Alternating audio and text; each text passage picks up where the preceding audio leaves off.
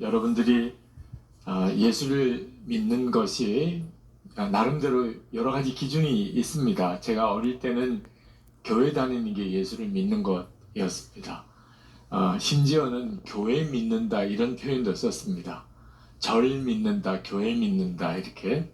그건 완전히 정말 종교를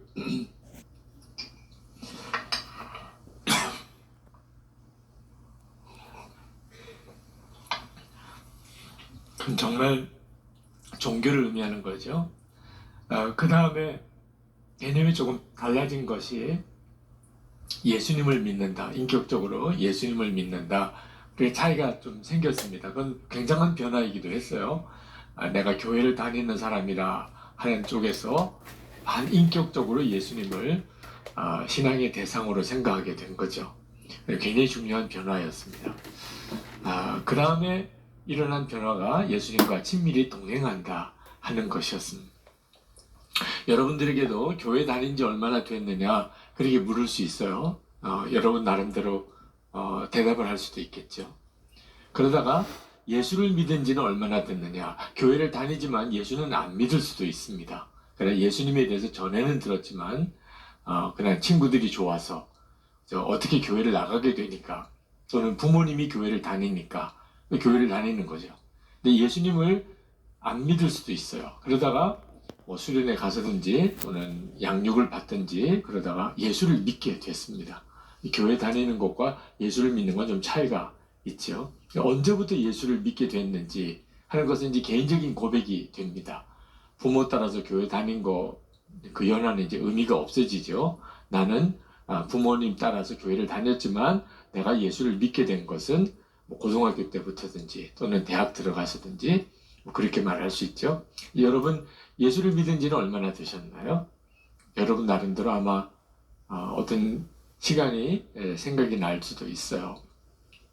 진짜 중요한 것은 여러분이 신앙생활 하면서 정말 놓치지 않아야 될 관점은 예수님과 언제부터 친밀히 동행하게 되었느냐 하는 겁니다. 예수님이 나의 구주라는 것도 알았고 예수를 믿게 된 거죠. 예수님이 십자가에 죽으셔서 내 죄가 사함을 받았다. 그걸 믿게 된 것도 예수를 믿게 된 겁니다. 그러나 그 예수님과 인격적으로 내가 알고 친밀히 동행하게 된 것은 또 전혀 다른 문제예요. 저는 여러분들이 청년 시절에 예수님과 친밀히 동행하는 시작이 이 시절에 있기를 원하는 겁니다. 그것은 여러분에게 있어서는 지금 현재로서는 그걸 얼마나 놀라운 것인가를 잘 알지 못하지만 아마 앞으로 한 20년, 30년 지나고 난 다음에 예수님과 친밀히 동행한 것이 얼마나 놀라운 것인가를 여러분이 아마 고백하게 될 겁니다. 여러분이 성경에서 보았던 아브라함이나 다윗이나 요셉이나 모든 사람들이 예수님과 하나님과 친밀히 동행하게 된 것 때문에 그런 사람이 된 거예요. 그때 당시에 이스라엘 사람들은 다 하나님을 믿었어요. 근데 다 하나님을 믿었지만 하나님과 친밀히 동행한 사람, 호렙산에서 하나님을 만난 모세, 그리고 하나님의 부르심을 듣고 고향 친척 땅을 떠났던 아브라함, 또는 요셉, 종으로 팔려가고 또는 감옥에 갔지만 그러나 늘 하나님과 동행했던 요셉, 늘 주님을 사랑하고 또 하나님께 예배하는 삶을 살았던 다윗, 다 하나님과 친밀히 동행한 사람들입니다. 여러분들이 예수를 믿었다면 바로 예수님과 친밀한 동행에 여러분의 신앙생활에 승부를 걸어야 합니다. 교회를 오래 다닌 것, 또 내가 예수님이 구주라는 것을 알게 된 것도 다 신앙생활의 단계에 있어서 꼭 거쳐야 될 단계지만 아직까지는 진짜 예수를 믿는 그 놀라운 삶의 변화를 시작했다고 말할 수가 없습니다. 예수님과의 친밀한 동행이 굉장히 참 어려운 것은 보이지 않으시는 분이기 때문에 그렇습니다. 그래서 여러분들이 예수님과 친밀히 동행할 때 꼭 가져야 될 관점이 보려고 하지 말고 들으려고 해야 된다는 겁니다. 우리는 보는 것에 굉장히 약합니다. 뭔가 그럴듯해 보이는 것이 있어야 우리는 뭔가 이렇게 존재한다고 생각해요. 그래서 세계의 모든 종교는요, 다 보는 데다가 관점을 둡니다. 그래서 큰 신상을 만들고 큰 신전을 만들고 그렇게 하죠. 그게 일반적인 종교예요. 그런데 하나님은 이상하게도 절대로 하나님의 형상을 만들지 말라고 했습니다. 하나님이 가장 싫어하는 죄가 우상숭배예요. 어떤 형상을 만들어 놓고 그걸 하나님이라고 말하는 것입니다. 그것을 아주 엄히 금하는 겁니다. 우리 기독교 역사에도 이 신상에 대한 논란이 굉장히 강하게 일어날 때가 있었습니다. 캐톨릭 교회에 가보면 거기에는 십자가에 예수님이 달린 모습을 만들죠. 성당에 가보면 예수님의 모습을 또는 마리아의 모습을 그렇게 만들어서 교회 바깥에다가 이렇게 세워두죠. 그런 것들을 굉장히 중요하게 생각합니다. 거기는 형상을 만들지 말라고 하는 것에 대해서 아주 철저하게 지키려고 하지 않는 종교성이 강한 종교이기 때문에 그렇습니다. 하나님은 절대로 금하셨어요. 이스라엘 백성이 출애굽하고 가나안 땅에 들어갔을 때 그들은 그 땅에 사람들이 섬기는 그런 종교를 보면서 한편으로는 굉장히 끌렸어요. 왜냐하면 자기들이 믿는 하나님은 전혀 신상이 없습니다. 그러니까 전혀 아무것도 없이 그저 성막만 있습니다. 아무것도 없이 하나님이 임재하신다는 믿음을 가지고 나가는 거예요. 그렇죠?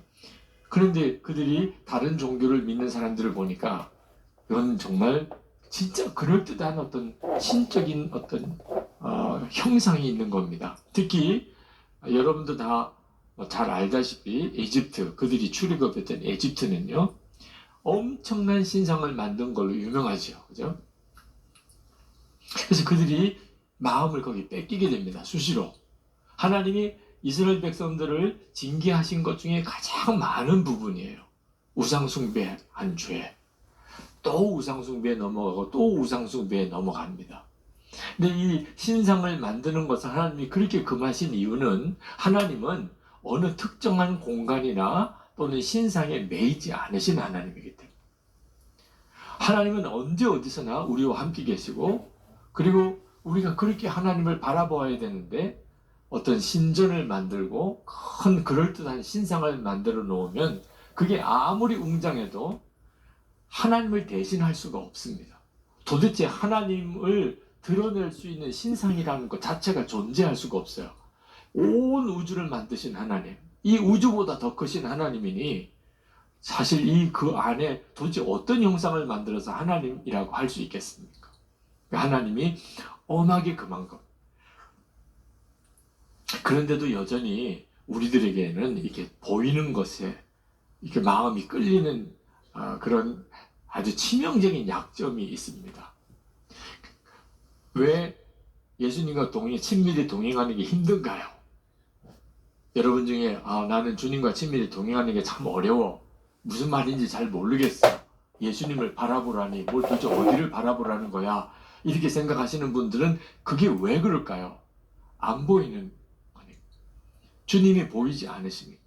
예수님께서 제자들과 함께 계실 때 주님이 말씀하시기를 내가 이제 아버지께로 갈 거다. 십자가에서 죽으시고 부활하시고 승천하실 것에 대해서 말씀하셨는데 제자들은 그 말을 듣고 걱정이 대단했어요. 가신다니까 예수님이. 어디로 가십니까? 뭐 그렇게 물었죠. 예수님께서 제자들에게 말씀하시기를 내가 가는 것이 너희들에게 더 유익하다 그랬어요. 아니 이게 무슨 말입니까? 같이 계신 게 유익하지 어떻게 가시는 게 유익합니까?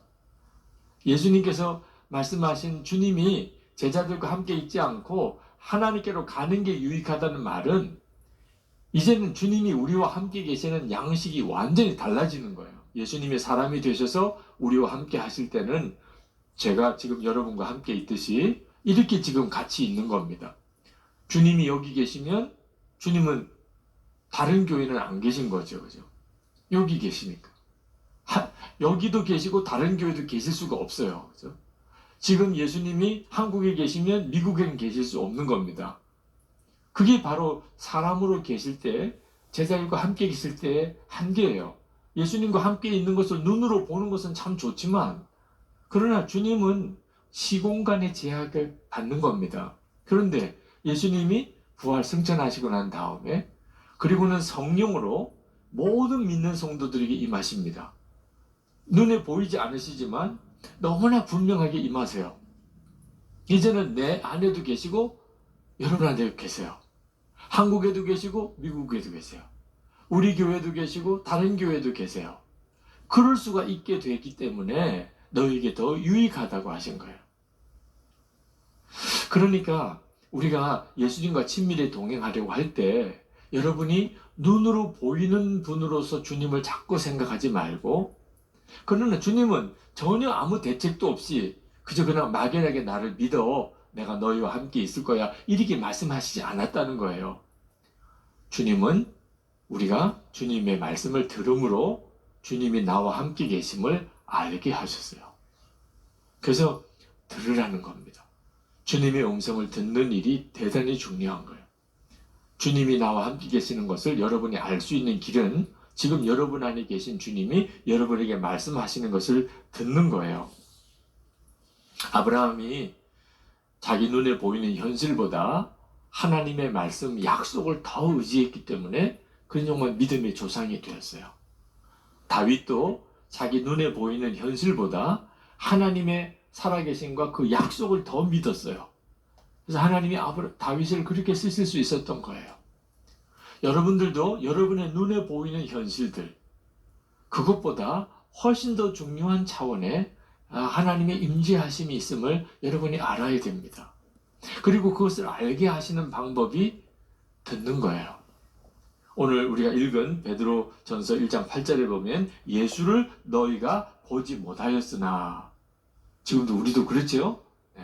예수님의 제자였던 베드로는 자기는 보았어요, 예수님을.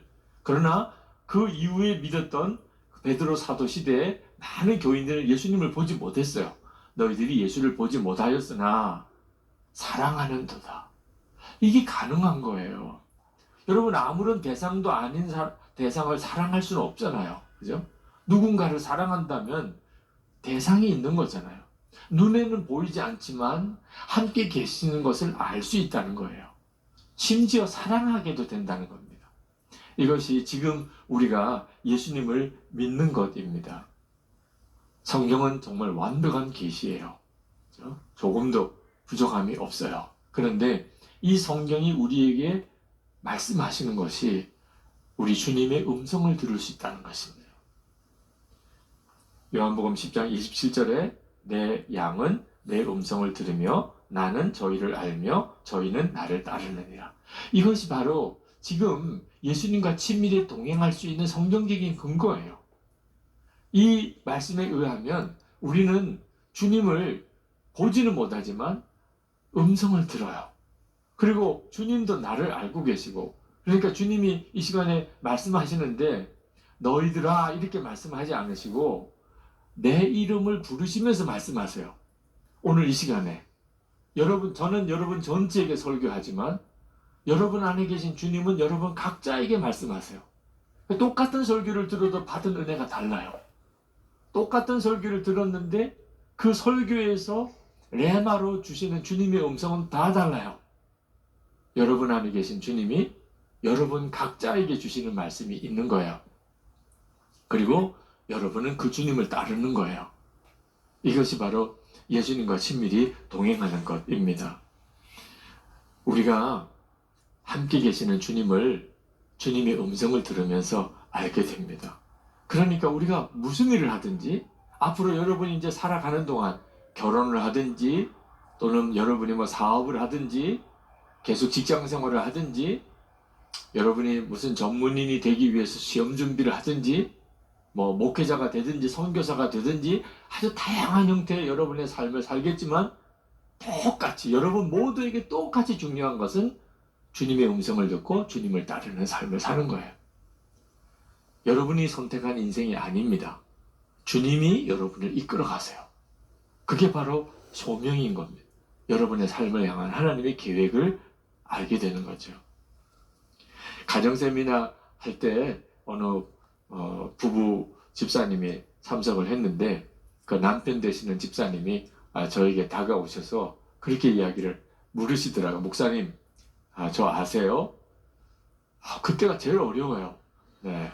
그냥 저에게 저 아무개입니다. 저 언제 목사님을 만난 적이 있어요. 이렇게 이야기해주면 저는 정말 행복해요. 네. 아, 그렇군요. 그러면 기억이 나요. 그런데 밑도 끝도 없이 저 아세요? 이러면, 아, 이분이 내가 30년 전에 만났나, 20년 전에 만났나, 전에 교회에서 만났나, 어느 집회에서 만났나, 어떤 때는 정말 어려울 때가 많아요. 워낙 다양한 시간을 지나면서 다양하게 만났기 때문에 솔직히 다 기억하기가 어렵잖아요. 그죠? 근데 저 아세요? 그런데 정말 당황스럽더라고요. 그러고 보면 어디서 본 건 분명하게 본 것 같아요. 근데 어디서 봤는지 도무지 알지 못하겠어요. 그랬더니 본인이 제가 당황해하는 걸 보고 자기가 이야기를 하더라고요. 감사하게도. 목사님, 제가 목사님 이전 교회에 있을 때 제가 청년이었잖아요. 그러고 보니까는 그런 기억이 나요. 그런데 제가 그때 목사님께 가서 신학교를 가야 되냐, 가지 말아야 되냐, 그걸 상담했었던 적이 있었습니다. 그랬나요? 근데 그때 목사님이 저에게 뭐라고 하셨는지 아세요? 또 이것도 힘들어요. 네. 도대체 그때 그 상담할 때 내가 뭐라고 이야기를 했었을까? 정말 주여 기억나게 주옵소서. 그런 정말 마음에 절망한 마음에 간절한 소원이 있을 정도예요. 정말 모르겠어요. 내가 그때 뭐라고 대답을 했지? 그랬더니 그분이 자기가 이야기를 하더라고요. 그때 목사님이 저에게 그걸 왜 나에게 묻나요? 이렇게 대답을 하셨다는 거예요.